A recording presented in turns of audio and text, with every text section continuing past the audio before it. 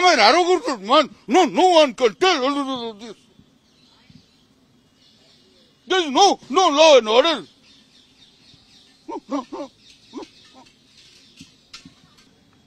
ওর রাগ কেন আমার উপর? প্রথম রাগ হচ্ছে ওর খুব কাছের ছেলে মেয়েদেরও ভাইস চ্যান্সেলর করতে চেয়েছিল সব ইউনিভার্সিটি। তখন আমি মামলা করে আটকে দিয়েছিলাম এবং সুপ্রিম কোর্টে যে ওর ইচ্ছে মতো কাছের মহিলারা পুরুষরা আসতে পারেনি। জাস্টিস ললিত কমিটি যেটা অ্যাপয়েন্টমেন্ট দিয়ে দিচ্ছে সেই অনুযায়ী হচ্ছে। ওর রাগ তখন থেকে। ওনার বক্তব্য হচ্ছে আমার বিরুদ্ধে কেউ কোনো কথা বলতে পারবে না। I'm an arrogant man. No one can tell this. There is no law and order.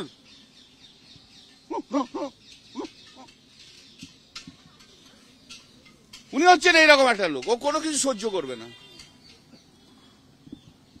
তো দেখো, আমি হচ্ছে 4 বারের সাংসদ, মানুষের নির্বাচিত সাংসদ, 1 বারের এমএলএ, নির্বাচিত এমএলএ।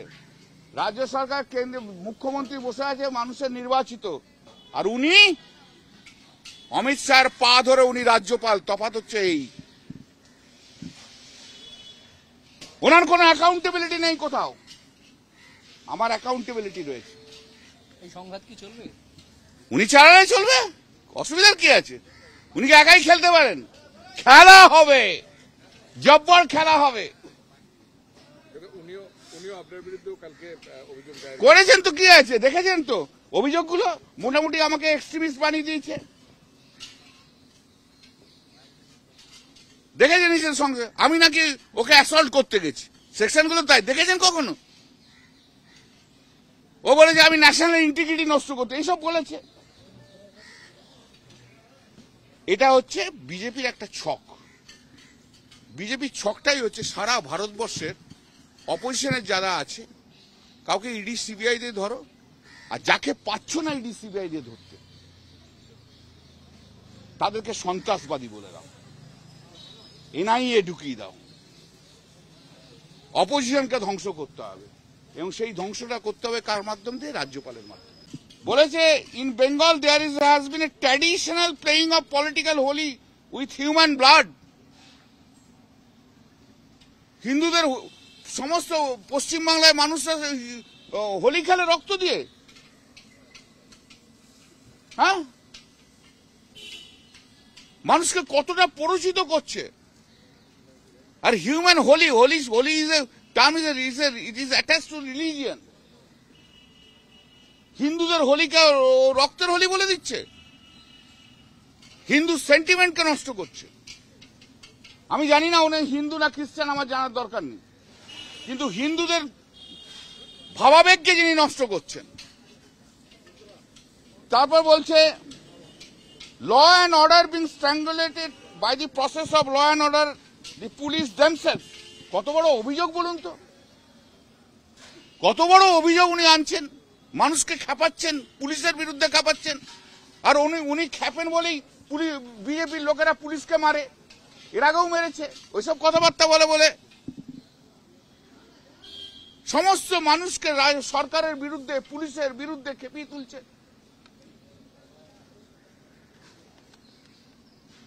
তারপরে বলেছে the culture of violence has to go the worst that can happen to a people is when the ruler himself is herself embarrass cruelty. সরকার, মুখ্যমন্ত্রী সবাই ক্রুয়েলিটি করছে। এটা মানুষ খেপানোর জন্য। মানুষকে লেলিয়ে দাও রাজ্য সরকারের বিরুদ্ধে, মানুষকে লেলিয়ে দাও সমস্ত যে যার মতো করে আন্দোলন করতে, ভেঙে দিতে, ছুড়ে দিতে। এই সমস্ত স্টেটমেন্টের জন্য আরো অনেক আছে, অনেক 1 2 3 4 5 অতক্ষণ টাইম আপনাদেরও ধৈর্য থাকবে না। অনেক অপকর্ম তো করে গেছেন 3 বছরে, সেই অপকর্মের লিস্ট দিতে গেলে অনেক বড় লিস্ট দিয়ে হয়ে যাবে। তো কয়েকটা বললাম। সিবি আনন্দ বোসের বিরুদ্ধে করেছি, চলুক, দেখা যাক। গভর্নরের তো একটা ইমিউনিটি আছে। আমি জানি গভর্নরের ইমিউনিটি রয়েছে। ইমিউনিটি লফুল কাজের জন্য, নট ফর আনলফুল কাজের জন্য। যেমন এই স্যাংশন ফর প্রসিকিউশন, সেটা যতক্ষণ লফুল হয় ততক্ষণ ঠিক আছে, স্যাংশন ইজ রিকোয়ার্ড। আনলফুল হয়ে গেলে তখন স্যাংশন রিকোয়ার্ড। যদি একটা পুলিশ অফিসার গুলি করে কাউকে হঠাৎ করে মেরে দিল, তার জন্য কি স্যাংশন দরকার হয়? দরকার হয় না। কিন্তু ভারতবর্ষে যেভাবে, ভারতবর্ষ যখন সংবিধান যারা প্রণয়ন করেছিল তারা তো ভাবেনি যে এরকম হিংসাত্মক মনস্ক মানুষরা রাজ্যপাল হবে, যে একটা রাজ্যপাল হবে যার বিরুদ্ধে একজন মহিলা যে অভিযোগ করবে আমাকে মলেস্টেশন করেছে, তার তো কেস হচ্ছে না।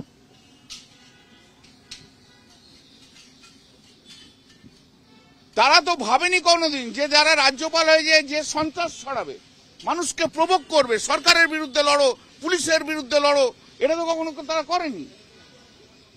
সংবিধান যারা প্রণয়ন করেছেন তারা তা করেনি।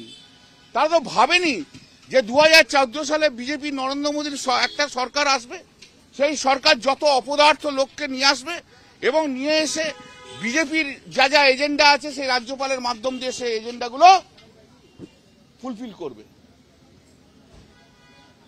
আজকে সময় পরিস্থিতি চেঞ্জ হয়েছে, আইনও পরিবর্তন হচ্ছে, দেখা যাক না। I'm an arrogant man. No one can tell this. There's no law and order.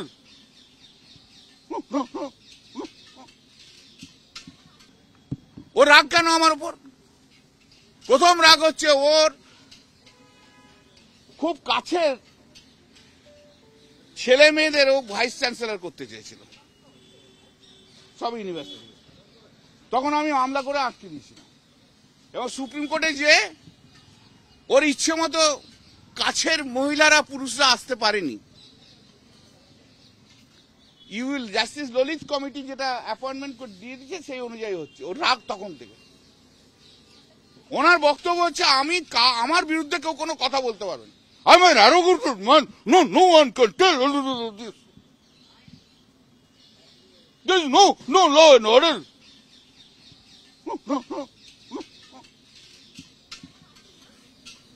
উনি হচ্ছেন এইরকম একটা লোক, ও কোনো কিছু সহ্য করবে না।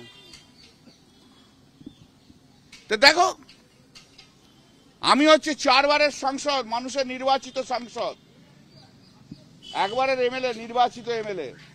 রাজ্য সরকার কেন্দ্রে মুখ্যমন্ত্রী বসে আছে, মানুষের নির্বাচিত, আর উনি অমিত শাহর পা ধরে উনি রাজ্যপাল। তফাৎ হচ্ছে এই, ওনার কোনো অ্যাকাউন্টেবিলিটি নেই কোথাও, আমার অ্যাকাউন্টেবিলিটি রয়েছে। এই সংঘাত কি চলবে? উনি চালালে চলবে, অসুবিধার কি আছে? উনি কি একাই খেলতে পারেন? খেলা হবে, জব্বর খেলা হবে। উনিও আপনার বিরুদ্ধেও কালকে অভিযোগ করেছেন তো, কি আছে দেখেছেন তো অভিযোগগুলো, মোটামুটি আমাকে এক্সট্রিমিস্ট বানিয়ে দিয়েছে।